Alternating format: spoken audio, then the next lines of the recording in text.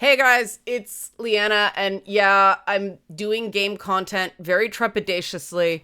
I'm gonna talk about Stop Killing Games, and this is my third crack at recording this video, because I can't even get through all the caveats in under 4 minutes. This thing has gotten so huge, and people have no chill on this issue.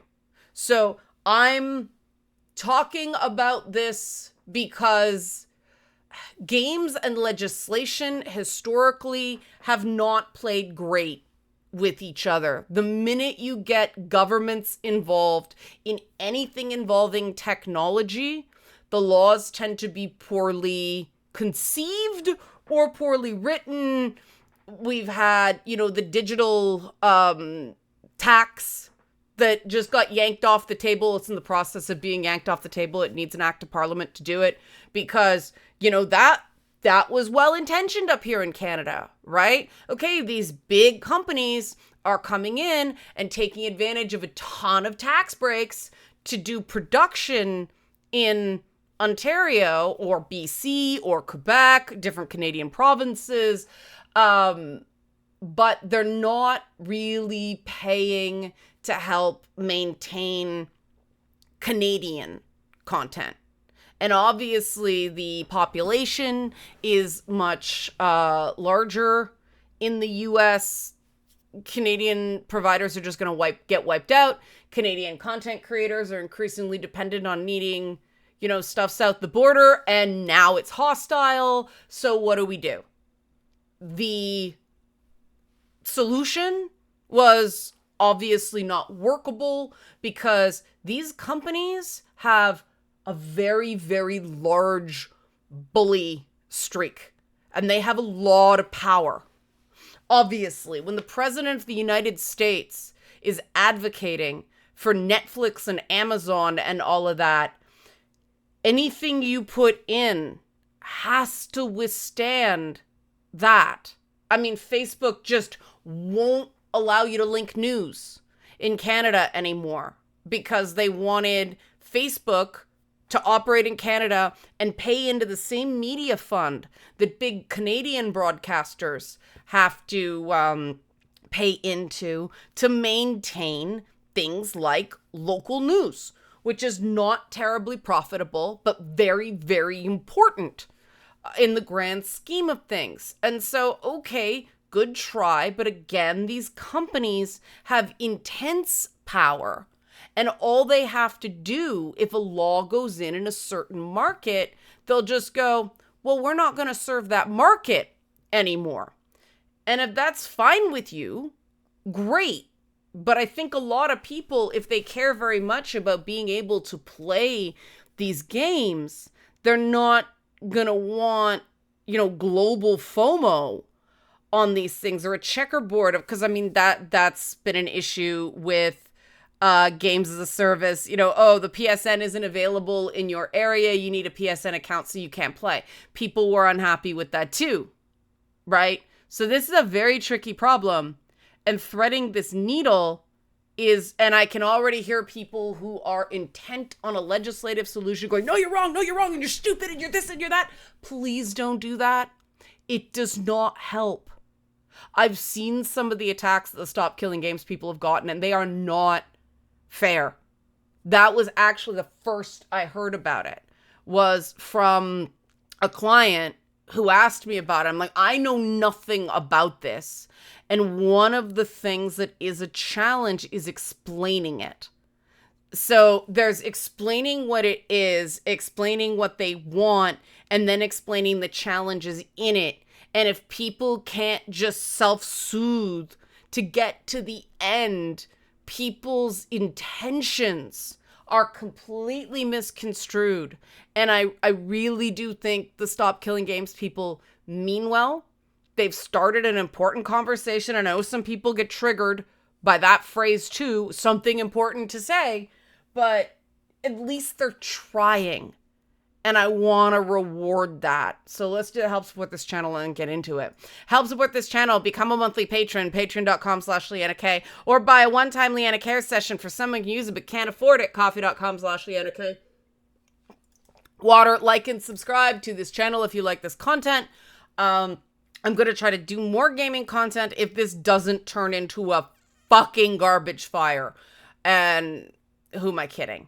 The Stop Killing Games initiative. The first problem with it is trying to figure out exactly what it is, because I've seen some really, really bizarre reporting on this. I saw one article, probably AI written, that said it was about, ending violence in video games or protecting kids from violence in video games. Like I said, I'm pretty sure that's AI, because according to StopKillingGames.com, it's Stop Killing Games is a consumer movement starting to challenge the legality of publishers destroying video games they have sold to customers. An increasing number of video games are sold effectively as goods with no stated expiration date, but designed to be completely unplayable as soon as support from the publisher ends. This practice is a form of planned obsolescence and is not only detrimental to customers, but makes preservation effectively impossible. Furthermore, the legality of this practice is largely untested in many countries. Over the past year, we have successfully escalated complaints on this problem to consumer agencies in France, Germany, and Australia, and have brought forth petitions for new law on this problem to various countries. A list of the actions taken to date can be viewed here. As of 2025, most consumer action on this matter has concluded, and we are awaiting decisions on it from several governments. However, there are a few remaining avenues left where people can participate if they are eligible, and there are links to the European Citizens Initiative petition. Again, European citizens. There's a petition to the UK government and something in France, specifically with complaints regarding The Crew, the shutdown of which has started this whole shitstorm. And Anthem is apparently also shutting down. This is not a new issue. There's been issues with World of Warcraft. They solved the problem by creating WoW Classic, because various states of the game that people liked were now unplayable. Similarly, Destiny, the Destiny franchise, Destiny 2 anyway, created a vault for old content that was now unplayable because they updated the state of the game. And then apparently, I guess it wasn't that popular, because last I read, they're shutting that down too, or they have shut it down. So The Crew is not the only game that has dealt with this problem. It's a non-starter in the US. Everything is so pro-corporate in the US. And the problem, and this is where people are going to get mad at me, but this is strictly a legal thing. Two things: the goods versus a service angle, and what a game is and does angle. Those are the two big prongs that, in order to get good legislation, we have to consider. Now, this idea of license, this idea of subscription stuff, it is not unique to games. Adobe does it. Microsoft is the bigger one. I mean, Microsoft is sunsetting Windows 10. My laptop is way too old to run Windows 11. So what do? I don't really have a recourse there. Oh, you can still use the computer. Not really. I had this problem. What put me back on a PCs from Mac is that Apple started sunsetting their programs. Apple is really bad for this. If it's old enough, certain programs will stop working. They stop updating the iPad or stop updating the laptop. And you just have to buy a new one so your shit will work again. So there's that precedent in tech that is allowable, that you're going to bump up against because it's software, right? The very name games as a service is going to be a problem. The Crew was always advertised as a live service game.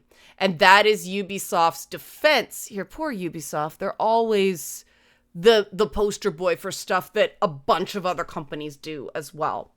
What Ubisoft maintains is basically that players were aware they were purchasing a license and not full ownership. And then the shutdown was necessary due to, they keep saying, licensing and server infrastructure limitations. And that licensing part, like, does it mean that their license with the car brands that were involved? I don't know what that means. I've not been able to find out what it is. And The Crew came out in 2014. This is the third pillar here, okay? The Crew came out in 2014. So it's been around for, well, it shut down in 2024. So it had a good 10-year run. There was a single purchase price on that game, okay? As far as I know, there was no subscription. There was DLC, but there was no subscription fee. So somebody paid $70, whatever it was at the time, for 10 years of play. It's not a question of whether they owned it because it's a service. It was online. You had to connect. Did you get your money's worth? And someone who bought the game in 2014 or 2015 or 2016, they got their money's worth. Like, legal people, whether it's a government or lawyers or anything like that, are going to look at this and say, is $70 or whatever the purchase price was of The Crew, does that reasonably create an expectation that you're going to be able to play this game for life and not pay anything more? And ironically, Ubisoft would be in a stronger position if they actually charged a licensing fee. Apparently, there is a single player mode in the source code, but they never turned it on. You may notice that every time you open up a video game, there's a EULA. That thing that comes up, EULA, and you scroll down and I accept, that is the gacha in every game you play. And I say this as somebody who doesn't like games as a service. I avoid games as a service like the plague. I could not stand the fact that every time the server dropped in Elden Ring, I got booted out to the start screen. I ended up launching that game in offline mode because I got fucking sick of it. And that is one of the few online connectivity games I play. They've started doing some games as service features in Assassin's Creed Shadows, but that's essentially a single player game. There's an online component in Death Stranding 2. The game is playable offline as sort of a hard mode if you want, but those features are cool, but not necessary for the game to run. Something, however, like World of Warcraft, there's game time subscription fees on that on top of a purchase price above level 20. Nobody goes into World of Warcraft saying, I'm going to be able to play this game forever on my own machine in single player mode. What makes The Crew more like Death Stranding 2 or Assassin's Creed Shadows and less like World of Warcraft or anything like that? Or some of these games like, Call of Duty or anything like that, where the single player campaign is super, super short. You're only getting your money's worth out of games like that if you play online. And then there's a seasons pass and all that stuff. And if you're buying a seasons pass, there's no argument. They can shut it down after the season's over. And so the concern, as I understand it, is that, there's subscription fatigue. So these free-to-play microtransaction models cropped up as a response to that. The game is free-to-play. You spend money in-game through these little microtransactions, the Fortnite model, right? But if they shut down Fortnite servers tomorrow, nobody could say, hey, I paid for a virtual t-shirt, you destroyed it. It's very clearly a game as a service. And this is, remember I said off the top, what are games? And yes, if you buy a board game, that game is yours forever. Nobody, they can't, Milton Bradley can't knock on your door and go, hey, we want our game back. Who does Monopoly, Hasbro, you know what I mean? Right? That's yours. That's one type of game. You can't play it without other players, but you own the game. Similar, solitaire, all you need is a deck of cards, and you can play that on your own, right? That is a single player, traditional, ludic experience. The Ludo narrative dissonance, Ludo means game. But there are other types of games. If you play darts at a local pub, that pub has the right to deny you entry, right? If you're part of a league, the league can say you can't play anymore, we're shutting down. Similarly, you rent rink time when you play hockey. I know, Canadian doing rink metaphor, cliche, but still, this is a major problem with hockey in less well-off areas, is the rink time is bloody expensive and it's prohibitive. And just because you play at a rink for 10 years doesn't mean they have to give you access forever. So the big question is, what did that fee for the crew pay for? And I mean, I used to buy certain products like Photoshop when they were really fucking expensive. And they were expensive because you got it and then people cracked it all the time. So piracy was a big problem with that graphics software. And that was what led to a lot of these online required games, is piracy is nearly impossible on them. So this is like a second order problem before you get into the fact that those microtransactions make these games, and they're successful, a shit ton of money, way more than subscriptions would. Thank you, Fortnite.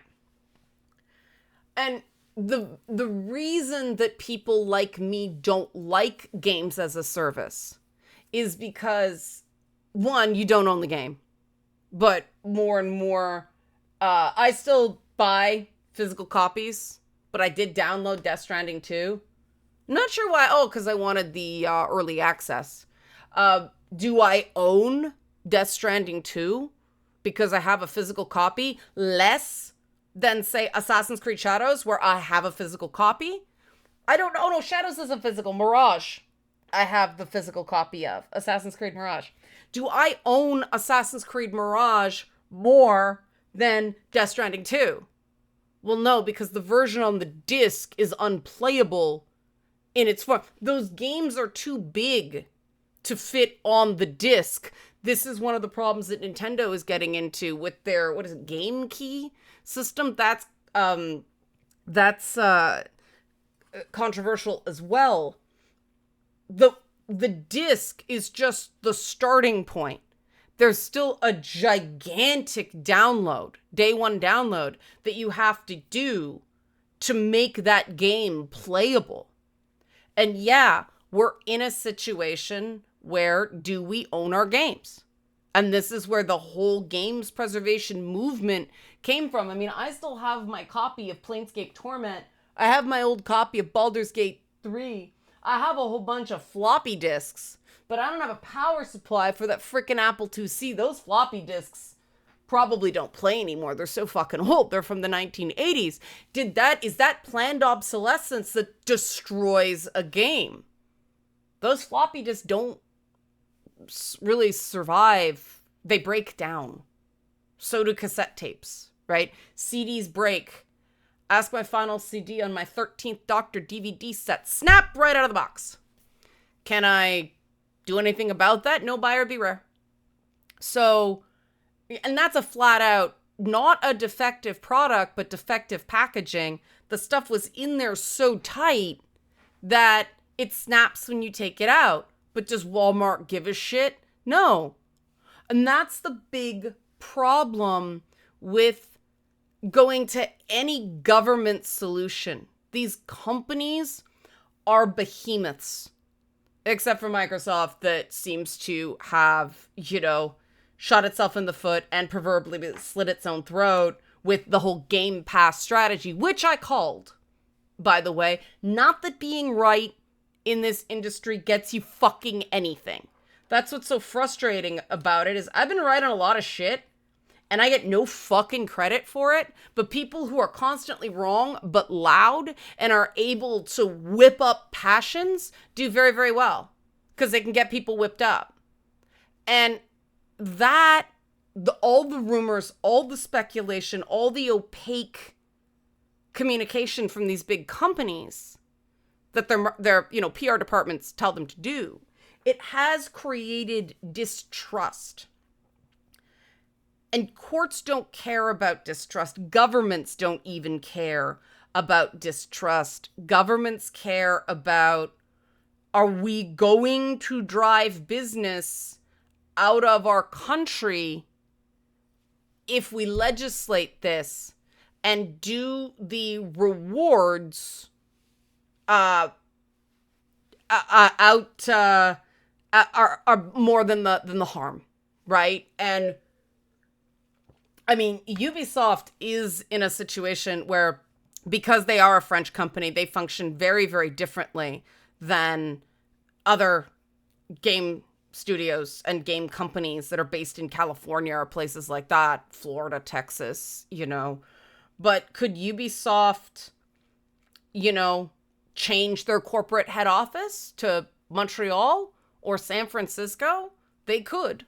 They could pull out of France. I'm not saying don't do it for this reason. I'm saying this is what goes in to governments making decisions about this stuff. Again, I do not like games as a service. I have never liked it. I don't play games as a service as a rule.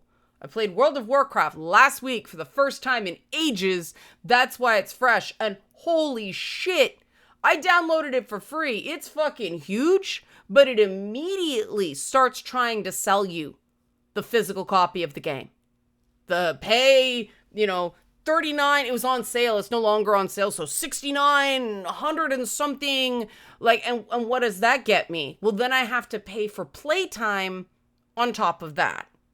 Do I think I own this game? No. So are we punishing companies like Ubisoft who do more of a free to play? You have to buy the game, but then your playtime is, you don't have to pay monthly for playtime after you buy the game. Is that penalizing companies that do that free-to-play model because there was a single purchase price, like World of Warcraft, and then there's, in-app purchases? Let's compare it to League of Legends. Do people believe that they are going to be able to play League of Legends forever? I hope not. But League of Legends, they didn't even have, they were freemium. The box you bought back in the day was just in-game loot. That is strictly open to the public ice time, to go back to the hockey metaphor. Is it reasonable to say that League of Legends has to operate their servers indefinitely, even if they start losing money? I don't think any court is going to rule with that. What did you think you were getting for free? Right? It's the fact that there was this middle ground of a purchase price that people are arguing makes it sold like a good, And then we get down to how much time did you reasonably think you were spending with that device? Because people buy iPhones for thousands of freaking dollars, and they know that's only going to last 2-3 years. I have started leasing my phones, because what the fuck? I'm going to have to get a new one every 2 to 3 years anyway. They fucking break. Because those phones have planned obsolescence in them. Planned obsolescence is legal. Those fucking USB ports, the charging ports, that's what goes on my phones. I take really good care of my phones. I've never cracked a screen. I cracked a screen protector, but that's what it's for. Never cracked a screen, knock wood. That's why I'm like, okay, leasing a phone, I'm paying half plus a minimal thing to, in case you lose it, the insurance is still cheaper for me than buying, what is that, Samsung something 23 or something like that. But I have to give that phone back. I actually have to give it back next month, I think. And then they give me a new phone and the process starts all over again. But you don't expect to keep a VCR or a dishwasher or a television forever. Everything breaks.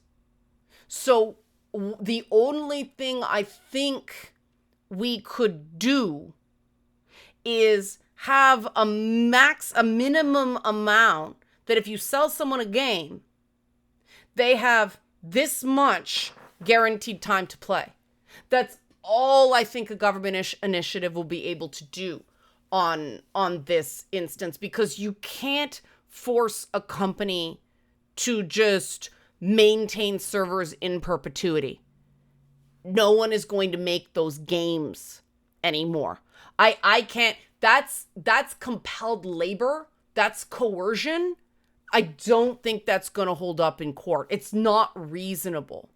The best that a law can do is something like the servers must remain open for 2 years after you've sold the last copy of the game, or you have to provide refunds. Something like that. 2 years, 5 years. It can't be forever.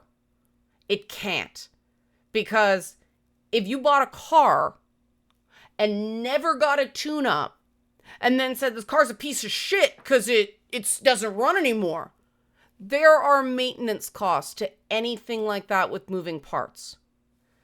And that's why video games being software and not a Monopoly set, where if you lose the hat, you could still play the game, right? It's going to be subject to other laws, and Ubisoft can go, look, we had a license agreement and we refunded current purchases, like recent purchases of this game. That's their cover their ass of, we did due diligence. Everybody signed a license and they revoked the license, which the license says they can do. The only thing I can see legislation doing is saying you have to maintain the game servers for a minimum of, like, I would say 2 years. I know the people who are mad about The Crew would scream about that, but that's 2 years of just burning red ink. Even then, it is, not only will people be more hesitant to make those games, and I don't care about that, but they will shut the games down sooner because they need that burn rate. And that's the thing that makes me concerned. That's why it can't be like 5 years or 10 years. Because the games will have to make more money and the shutdowns will be announced sooner if they need that much money to sunset the thing. That will be the realistic outcome, or these tech companies will do what these tech companies did to Canada and just go, well, we're just not going to provide service in that area. Not everybody is cool as what Ubisoft did with the South Park game, where they did individual versions for different regions. And I mean, they do individual versions of things like Spider-Man. All the skin over the pride flag mod was that everybody got so huffy about was, I believe, the Middle Eastern version of the game. They just turned that on for people because you can't have that content in those countries. And we all go, oh, that's censorship. Well, yeah, it is. But some people go, well, it's censorship for a good reason. And that's the challenge with the legislative approach. If this does not deter you, awesome. Because again, I don't care about these types of games. If they never make a game like Suicide Squad again, if a franchise like Dragon Age doesn't get held hostage to the fucking games as a service golden calf, I will be happy. Bring back single player games. Companies have shown they can make gobs of money. Maybe moving into that sort of quasi interactive, the Elden Ring and Death Stranding model is the way to go. But then we get into what unplayable game states are now okay, meaning games being so old they don't run on modern software, because how many copies of my favorite old games like King's Quest, Quest for Glory, Baldur's Gate, Planescape Torment, I own multiple copies of those games just because the old versions wouldn't play on my computer anymore. I think my computer was like a Pentium 2 when I played Baldur's Gate on it. So what sunsetting, what vaporware is allowable, because vaporware and shovelware have existed for a really long time. Abandonware and vaporware are not new problems. The only thing that's different here is the online component. And are you not going to be able to make games that are suddenly incompatible with certain systems? Like, you gotta be careful how these laws are written. Whereas we have shown some success, with WoW Classic, for instance. There was enough demand that they put old school WoW up. It took years, but eventually Blizzard did it. And I mean, games as a service doesn't seem to have saved Bethesda. So that's another big pivot back to single player games. The reason game companies have been so salivating over games as a service is because the potential to make more money is vast. Now, because the potential for earning money on single player games has gotten smaller and smaller and smaller because of things like Game Pass and the expectation of sales. I have actually started buying full price. I've actually started buying deluxe editions on games like Alan Wake and Death Stranding 2 because I support those developers and I support their philosophy. I don't care if you agree with me that I should support the philosophy of Remedy or Kojima Productions. The point is, I do it. I affirmatively put my money into the products I want so that they will be successful and I will get more of those products. That, to me, is a more long-term way to make games into what we want them to be. Vote with your wallet has always been my solution to things. And sometimes it's tough because, yeah, you get the FOMO of not... I only bought one copy of GTA 5 because I only bought it to play online with people. And I liked the people I played with, but the game itself wasn't my thing. You know? But I know people who have bought multiple copies of Skyrim, multiple copies of Grand Theft Auto. This is all gonna be brought up as evidence that these are not permanent purchases. And they never have been. And my whole objection to games as a service was what many other people's were, is I would like to own my games. I keep the old boxes because they make me happy. I keep the old manuals. I am a physical media person. I am even downloading games now, but I know I don't own it. I actually read the fucking licenses. Not every time, but every so often I will scroll through and go, wow, I have no rights and they can just yank this. And everybody signs that when they play the game. Now, various governments may require a plain English, this might be a good thing, a plain English relatively clear summary at the top of these EULAs that these EULA, if people want to say it that way, of what you are actually buying, that you are basically renting ice time, not buying a board game. And I don't think that will make the people who are upset that they can't play The Crew anymore satisfied.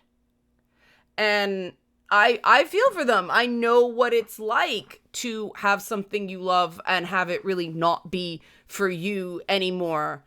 Dragon Age, right? So many other things. Gears of War, I kind of fell off in the last few. It's just not my thing. Halo left me behind.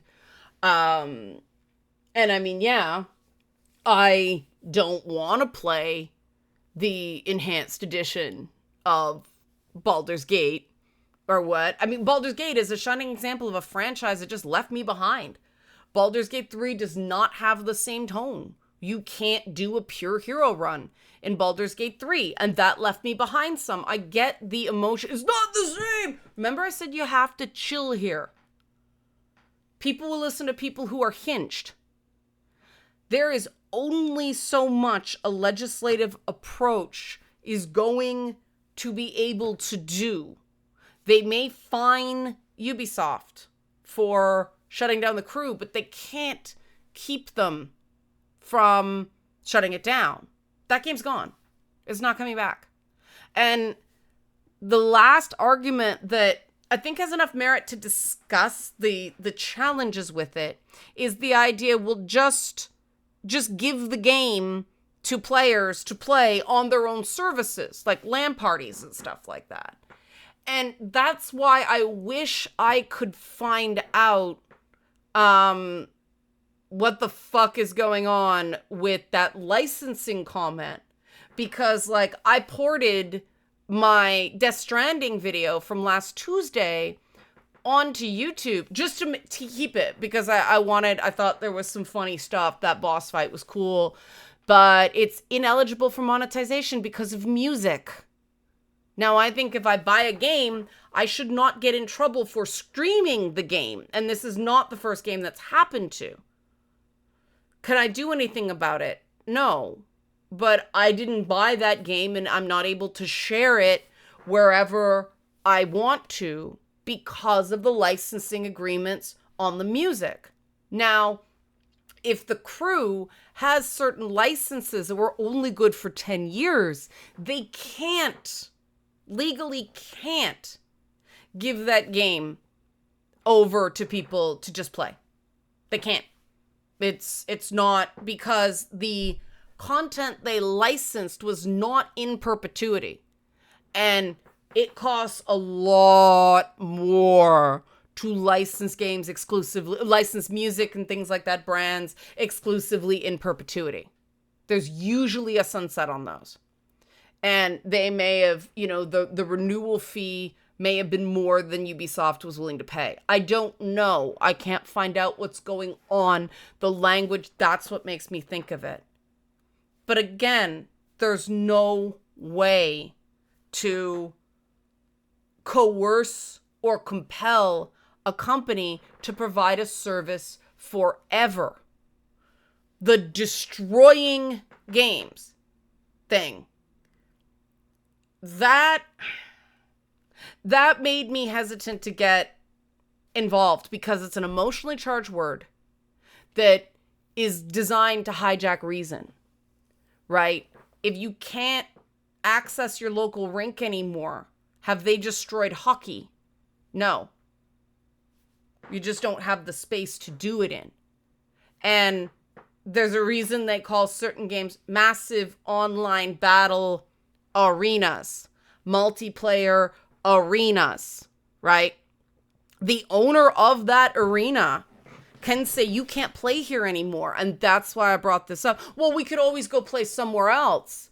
Well, no, not if there's no other arenas in place. I mean, I got a neighbor. He makes a hockey rink on his lawn. He made his own hockey rink. But can I just go there whenever I want and use it? No, it's his rink. And we need to protect these abilities. And I know there's people who don't agree with this, but as somebody who is a content producer and knows how hard it is to get money for anything, if we don't allow these IPs to have value so not everyone can just use them,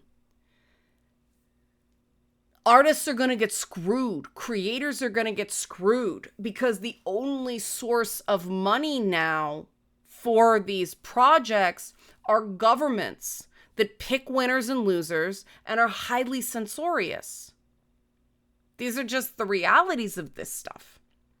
So, like I said, the needle to thread is very, very tiny. So I'm going to set some expectations here. I expect that, like I said, the best any government is going to do is possibly fine Ubisoft for not giving people enough notice. I don't think that the it's a good is going to, like, it's a product, a single purchase price, play forever. I don't think that's going to work precisely because everything from Windows to Premiere Pro to whatever, they're all licenses. Everything's gone that way. That horse is out of the barn. This was not the time to have that fight. They sold you software. The same way Microsoft Windows is software. And Microsoft Windows doesn't have to provide service for Windows 95 or Windows 7 anymore. Windows 10 we're losing in October. Right? They just have to provide enough notice of the shutdown. So the only thing a government may say is they didn't provide enough notice. But no reasonable legislator is going to go, you've been playing this game since 2015. You paid money once and you don't think you've received value? What happens when your DVD player breaks? Remember DVD players? We don't even have those anymore. The other thing is, streaming services have already made it clear, no, that's a rental, not buy. If you buy, you buy something, buy the movie. I don't do that because they can shut down that server anytime. It's in the agreement that they can. You're not actually buying it. I think they've even changed the name to permanent access or whatever. Like the argument and the industry is not going to bend on this because of financial realities, and I don't like it. Games as a service is now a drug that the industry is hooked on, and we need to champion single player experiences that are just, here it is. You're getting this experience for no more money. This is it. You can have a complete experience for no more money, which is why, despite Baldur's Gate as a franchise leaving me behind, I'm glad Larian had success because it shows single player games can sell. Granted, the multiplayer component of that game was a major selling point for it. Would Baldur's Gate 3 have done as well without that elaborate multiplayer component? Probably not. I know a lot of people, it was their first fantasy RPG ever because of the multiplayer. They wouldn't have played the game just to play the game. And, Veilguard didn't have a robust multiplayer component, and it didn't do nearly as well. And you can argue the marketing was bad. Yeah, all true. But still, people want to play with their friends. How long can they be reasonably expected to play with their friends for? That's the only question legislation can solve. And I strongly suggest, and I've been saying this since, 2008. advocating for the types of games you really like, putting money into those is, if you can afford it, much more powerful than consumer revolts. Like stuff. Companies want to create content for people who will pay. That was the entire problem with Game Pass. Microsoft was creating a player base that was actively encouraged by the company to not pay full price for games. And I pay full price for quite a few games every year. My Twitch streaming brings in just enough that it basically pays for my video games. Which, hey, that's pretty good, I think. You know, wow, it's it's feeding my habit, right? It's revenue neutral, which is great. I mean, that's where I want it. It means I can play games I'd probably not get an opportunity to play, certainly not at launch. The only reason I play games these days is for Twitch. But I discover a lot of interesting things that way too. I mean, would I have played Clair Obscur Expedition 33 were it not for, all right, let's check out this hype? Probably not. And I mean, hype is a big driver of games now, but that's besides the point. That's something for another time. There has to be positives to backstop all the negative headlines that games get, which is why Sandfall and was it Tokyo Games, the 100th Line devs supporting each other. That's important. And, you know, I felt better giving Sandfall my money because of things like that. And I may give 100th Line a shot, even though I own some of the games from the same creators, but I haven't played them yet. And I've been told, play those first. But, you know, I admit that's part of the reason I haven't gone back to Trails in the Sky is because there's so many games. I'm so far behind. Same problem with Yakuza. When people are like, oh no, we have to play everything. People fall behind. And we only have so much time. Voting with your wallet is the most powerful thing you can do. Now, if you want to do these other things as well, go for it. I just want to let people know that what can be done legislatively is very limited because games are protected speech and you cannot compel someone to continue to produce speech. One, except for very limited instances like filing your taxes or testifying in court, right? It's also an expense and you can't compel labor from people either. And these things matter because we want game studios to make enough money to keep the doors open. And we are going through a major correction right now, in part due to the addiction of games as a service. We'll come out of it. The industry will look different. And I strongly encourage anyone who believes in this stuff to go ahead and take part in initiatives like Stop Killing Games. As somebody who's done a lot of this stuff over the years, you have to be prepared for disappointment because not every ruling's going to go your way. Maybe none of the rulings will go your way. That doesn't mean what you did was for nothing. It may not be possible to do it this way, but because of initiatives like this, I'm talking about it. Other people are talking about it. People are able to say, yeah, I fucking hate games as a service. Stop that. Give me a decent single player experience with some online add-ons. That's the sweet spot, right? Elden Ring sold super well. Baldur's Gate 3 sold super well, right? Hopefully we'll see more follow the leader that way. It was just that games like Fortnite and League of Legends made so much fucking money that, yay, games as service, right? The vitriol and the accusations directed at the Stop Killing Games people have, like, it's not fair. I truly believe they are trying to do a good thing.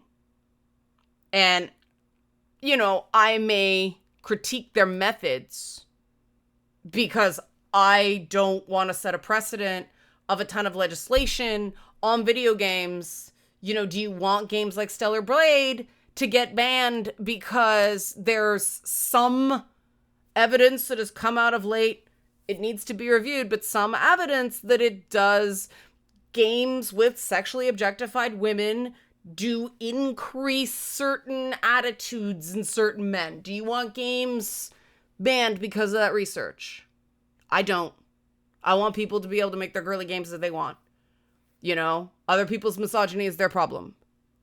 So we got to be careful about legislation in games. And I'm all for the consumer. I don't like the term consumer for games, but I know you have to go through these consumer advocacy groups to do it because we're players, we're not consumers. Consumers just nom nom nom nom. They don't terribly care if you think a Big Mac is the greatest meal in the world. It fills you up. It's cheap, right?